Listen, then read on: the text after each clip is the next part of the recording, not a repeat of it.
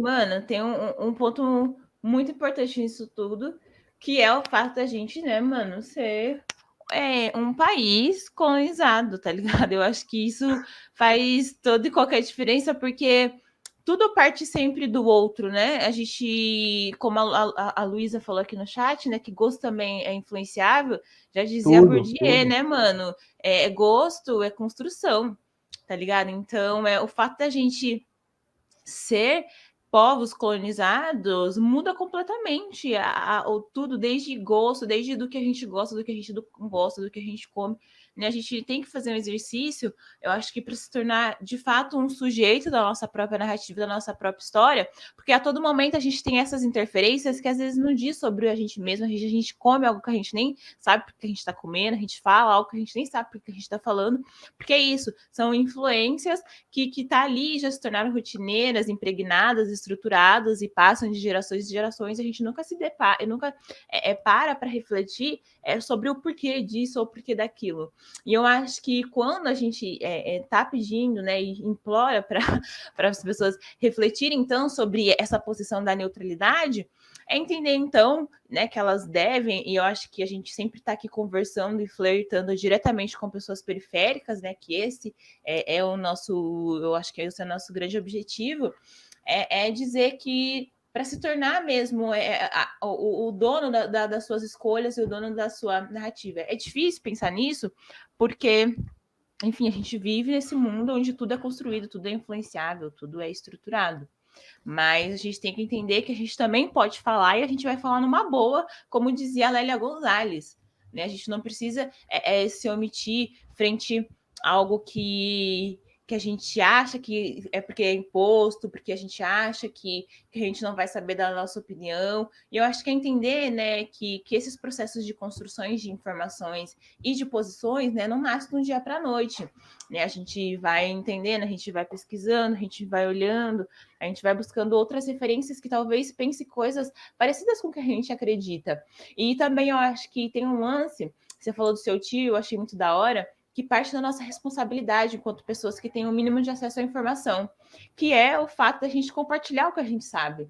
Porque é assim que a gente começa, né, também a diminuir o impacto que é a desinformação, né, o impacto que é as informações fragmentadas que chegam para essas pessoas, né, porque a gente sabe que nós, enquanto pessoas jovens, que têm um letramento, por exemplo, digital maior, que é o fato de a gente conseguir ter essa múltipla faceta de conseguir abrir diversos sites e pesquisar diversas opiniões, até a gente formar a nossa própria opinião, isso ele chega de uma forma talvez mais simplificada para a gente do que para uma pessoa, que é importante também aquela pessoa saber a posição dela. Porque a gente vê, né, a gente viu aí no caso das eleições, teve muitos jovens, né, que foi lá na onda do que estava rolando, mas a gente sabe, né, o tanto de pessoas mais velhas que foram enganadas, né, mano, por causa das fake news, que foram trapaceadas, assim, pelos lances de não ter esse discernimento que a gente está dizendo aqui, né? De nunca ter olhado para a sua posição, ou de saber da sua posição,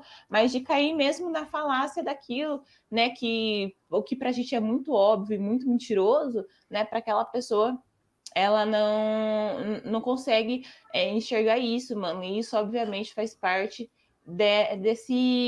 do que está imposto na nossa sociedade, que não é nenhum projeto neutro, né?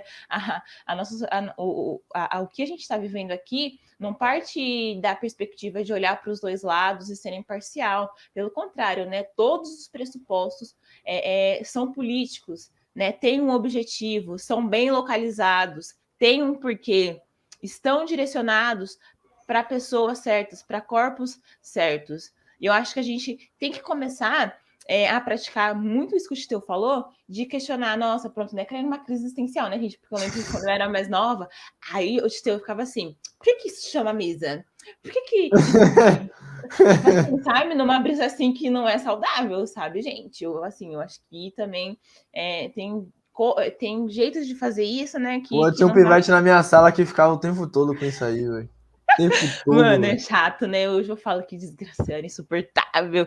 Porque assim, eu tudo questionava meus professores. Aí minha mãe foi chamada na escola falando: olha, ela é uma pessoa muito questionadora, mas a gente tá um pouco preocupado porque ela tá atrapalhando um pouco a aula. Porque, gente, eu era insuportável, sério. Eu também, minha mãe também sofreu a mesma reclamação. Nossa, chateação, né? Porque é isso, a gente começa a entender que, tipo, por que aquilo tem que ser exatamente daquilo, sabe? E a gente começa a entender que muitas das coisas que está imposta, ela não contempla a gente. E é isso, a teoria, ela está sempre posicionada em algum lugar, né? E ela é sempre escrita por alguém. Então, tudo que a gente pode estar falando aqui pode ter escrito pode ter escrito por uma pessoa. Mas a maioria das coisas que a gente vive, né, do que acontece, ela parte de algum lugar, né? E ela é feita por alguém, né? Surge da perspectiva, da ideia, da linguagem, da conversação, da oralidade, o que vocês quiserem imaginar aí, mas parte de alguém. E entender isso, entender que tudo então é construção, vai, mano, facilitar a nossa vida, porque muitas das coisas que tá sobre a gente é a falta de identidade, né? O fato da desgraça de ser um povo que sofreu com a colonização, né? Tudo que. Embora, gente, vocês não têm noção, né, Tito? A gente precisa até conversar sobre isso no privado qualquer hora dessa, porque minhas professoras de língua, elas não gostam que eu falo isso, né? Porque elas provam. Ai, gente, imagina elas assistem essa live. Elas provam que, tipo, na língua existem influências de todo tipo de povos, né, que estiveram aqui no Brasil. Enfim, isso pode ser verdade, mas a gente, né, flerta que faz mais sentido para a gente. Então, entender que a gente não tem uma identidade definida, né, enquanto pessoas brasileiras. A gente é sempre muito influenciado por isso que já veio, né, por isso que por aquilo que foi apagado, né, que é a história das pessoas indígenas que já estiveram aqui e foi imposta totalmente uma outra ideia. E eu acho que nesse momento do mundo, né, as pessoas querendo se aumentar, as pessoas usando o lugar de fala para dizer que não vai falar sobre uma coisa, né, as pessoas usar a neutralidade para continuar cometendo ações violentas, faz parte dessa coisa de da gente neutralizar as coisas, assim, né? Eu acho que a questão da neutralidade tem muito a ver com a questão de neutralizada. A gente achar que não, tá tudo bem, ele só não tem uma opinião, ou ai, tá tudo bem, né? Ele está flertando com os dois lados. E é importante a gente entender, então, que não, ele não está flertando com os dois lados, né? Ele está sendo uma pessoa mau caráter. Ou ingênua. Aí. Não, mas eu tô falando de Você quem que tem sabe. acesso. Que tem acesso à informação, Não, entende? sim.